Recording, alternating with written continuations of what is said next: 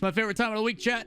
It's Q&A Sunday time. We've got questions from the YouTube comments from last week. We've also got some from you guys in chat. If anybody who is watching this has not done this before, pretty simple. We're going to take alternating questions, some from the comments from the YouTube section that I can build on and have conversations with. And then we're going to alternate from people here in chat, twitch.tv/Lawler, where we stream every day, but Tuesday and Sunday. Come hang out with us. Our streams are basically a massive Q&A, so if you guys would like to have your questions answered, 2 ways you can do it. You can leave a comment on this video, and if you see one you like, make sure you like it, because they bump to the top. And if you see one that isn't answered and you would like it answered, come by the stream. And we try to alternate between these. We do these for videos usually every like Wednesday or Thursday. So with that said, let's jump into the YouTube comments and see what we got for the week, as this is like our 60 or 70th week of doing it. It's actually pretty crazy that we keep having questions every single week. So with that said, let's take a look at what we've got. First one comes from Le Chad. If you could make a pro team out of retired players, a 3-man roster, a coach, and a sub, what would it be? Okay. What is the purpose of this team? If I'm picking up a bunch of retired players, I don't expect us to be successful. So I'm going for immediate vibes. I want us to be having a good time. I think you pick up Violent Panda, just recently retired, 2-time world champ. He's got the captain role, good to communicate with. It's a no BS. We got this. So that's one. Number 2, ooh. The issue is some retired players are now coaches.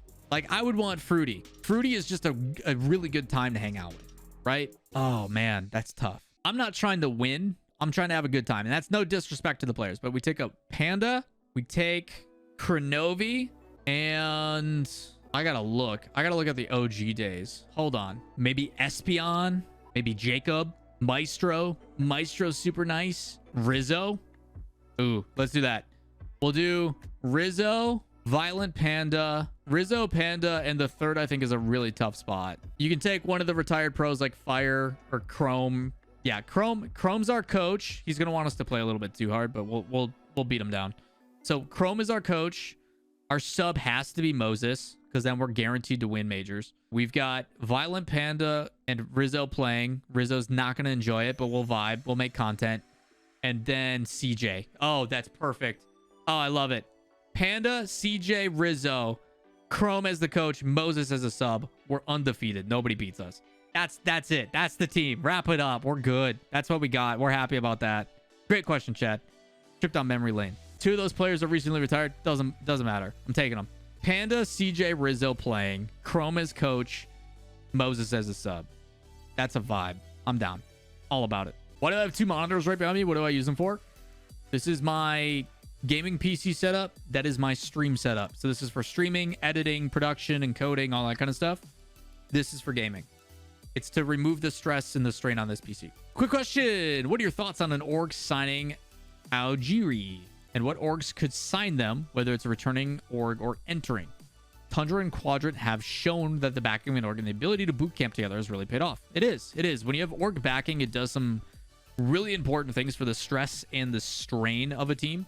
Not having to worry as much financially, and also being like, you know what, hard work has paid off. Now we have a reason to continue to grind, because we don't have to worry about the 9 to 5 or going to work and all that kind of stuff. We can dedicate our time doing this. And that's even better when you have org backing to like come in and actually play in person, build that chemistry, a lot of those things. So I think there's some really cool stuff that like org backing and stuff really provides that is outside of just money. So I think Aogiri, however you say their name, has been competitive. I think they are no different than like a Shopify Rebellion or an Optic, or like a team that has potential to consistently make top 8. Like they are within that area and in that realm of, you can, depending on the day, make top 8, maybe make a run. Which top 8 main event, that's 3 days of competition. Like you're doing a pretty dang good job. So orgs wise, that could pick them up. I would need to be more familiar with orgs. I think the best team for them to pick up, or for a team to pick them up, is Fnatic. Fnatic is an org that I think is pretty well beloved. Backing wise, it's Fnatic. They've been in Rocket League before. They're familiar with the space. So Fnatic, that's my pick. I'm gonna keep it short and sweet. I think Fnatic should pick up Aogiri. That's what I got. Who is one of the biggest teams you want to see coming into RLCS?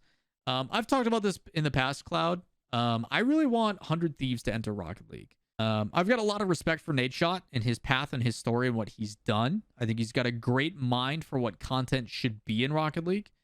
And he understands the way to grow and develop a brand. And I don't think we've really seen that in Rocket League just yet.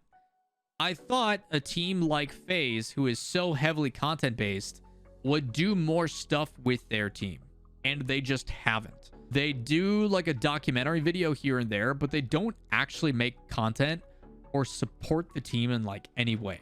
They had a really dope announcement video that was played mid-tournament before they go into their match, and that's about it. And it surprises me. And I think if Nadeshot and the rest of those, and the ability for those creators to be able to interact with the Valkyries and the Courages and all that kind of stuff, I think it would do a lot of really positive things for Rocket League. And having someone with that mindset and that branding come into Rocket League, I think would be really beneficial at majors with booths and all that kind of stuff. I think it'd be really interesting to see on what kind of stuff they do with Rocket League as a game.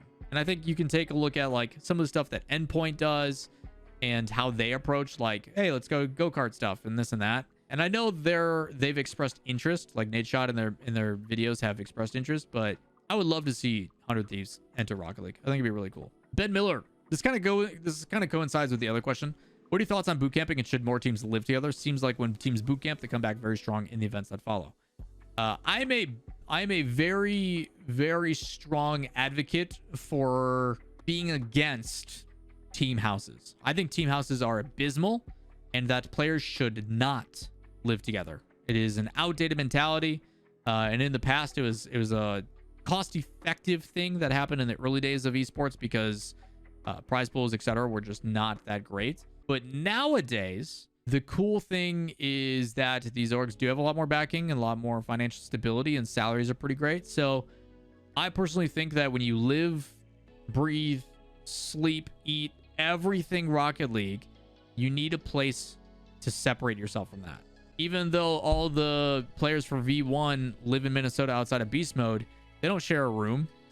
After a long day of practice, scrims, whatever, you need to be able to go and check out and have your own space where you can be comfortable and not be all in all the time. It's so much better for your mentality.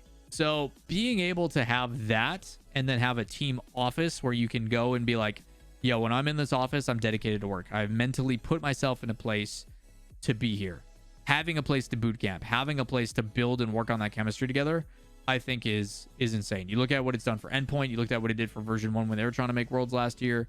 The ability to sit and play together and have that direct communication is massive. And the teams that take advantage of that, again, I'll shill for V1. The fact that I'm able to go out and do a live broadcast and sit on a couch and talk to these players and get them to talk like humans and not just the super generic, hey, how do you think this game went during this time and stuff, is amazing. So I think there's multiple benefits, and the content you can make around it. Like if you're really trying to double down on what the team is and how to grow a brand and all that kind of stuff, boot camps and stuff like that are fantastic. Not only for performance reasons, but also other portions of what actually goes into being a pro as well. So yeah, I think more teams doing that stuff is important, but living together, definitely not. You pay them a salary, they can allocate that salary as a place to where they want to live. Maybe you provide housing that's discounted, but the players living together, I'm not a fan of. Most definitely not. Next question comes from Pagan Lady. Says, do you think Rocket League needs a free-to-play currency to get some of the items and blueprints? Yes. 1,000% yes. Right now, the way that the system works in Rocket League is by playing the game randomly, you will have items drop that are blueprints. And then you have to pay real money and credits to unlock those blueprints. There is literally no way for you to unlock an item otherwise, unless you get a random like capsule thingy or trade ups. And I think in most games that are free to play, there is a currency in game that allows you to get things for free. League of Legends does it with Blue Essence. PUBG does it with whatever their currency is. Apex does it with their tokens as well. And you can use those to unlock legendary skins. You can do it to unlock different characters. There's a lot of games, right, that have this currency type thing built in. And the fact that Rocket League doesn't, I think, is a shame. Or allow me to like disenchant or disassemble, if we want to keep with the car theme, disassemble blueprints. And then by disassembling those, I get a currency and credits that I can then use to unlock blueprints. That way you are not having a massive influx in items that devalue them. It's kind of like a cost and effect. I think that would be the way to do it. I think that'd be cool. Also, shout outs to Jake for watching Rocket League and StarCraft 2. Tejas asks, is there a real competitive edge to having a certain coach in RL?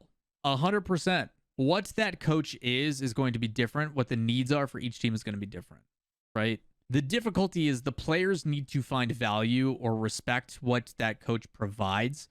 And the coach's job, in my opinion, is also to bring out the best in the players in what their natural tendencies are. And I think the difference between having a dedicated coach versus not having a coach, having a dedicated coach is always going to be beneficial. But the players themselves need to be open to that in the first place. I do think that a coach that can come in, that can help break down replays, help keep them mentally in a good place. They can help the players get the most out of their play style. It can educate them on like certain things that they may be missing out in their gameplay. And being able to collectively work together as a team and build that camaraderie so that when you do work and go through the hardships, you're able to overcome those and build upon. It's like there's a lot of really important things. Coaches can be anywhere from hype man to super analytical to play breakdown to mentality coaches to there's so many different aspects of what a coach can and is versus some that do it or some that don't. And I do feel most of the time having those people can make or break a team. I can tell you with 100% certainty that SSG is not successful without Chrome. Without Chrome being there, that team falls apart. Over the last 3 years, I cannot imagine what Arsenal, Reddles, and Daniel try to accomplish without Chrome and his capability. Again, I'm only focusing on Chrome because I know him as well as I do. I play Apex with him at night. We talk a lot, and I respect a lot for what he does. He has a similar approach to what I do when I coach. But there's plenty of coaches out there that do a lot for their teams. The difficulty is a lot of that stuff is not presented. It's not talked about. It's not made public. Only speaking from what I know, but yes, coaches can make a massive difference and provide a real competitive edge. And we've seen that. The ability for teams when they call a timeout and then all of a sudden they make a run. You know, they have a bounce back. So, yeah, 100%, man. 100%. But that's all I've got for Q&A Sunday today. We've been always going over on time on these and trying to make sure that we stay under the marks. They're super digestible, but crazy stuff. If you guys want to be part of these, again, as always, as a reminder, comments down below. Let me know what you want to hear. Chance for you to be part of the video. If you ask a question and you see one you like, make sure you like it so they go to the top. Otherwise, I try to filter through and find ones we can discuss. Or stop by the stream every day but Tuesday and Sunday. Come hang out with us. We talk about, we do Q&A. We answer all the questions throughout the time. So that's going to do it for today's video. As always, I appreciate you tuning in and watching. Make sure if you haven't already, like, subscribe, and turn on notifications. It helps me out greatly. And we'll see you in the next video. Peace.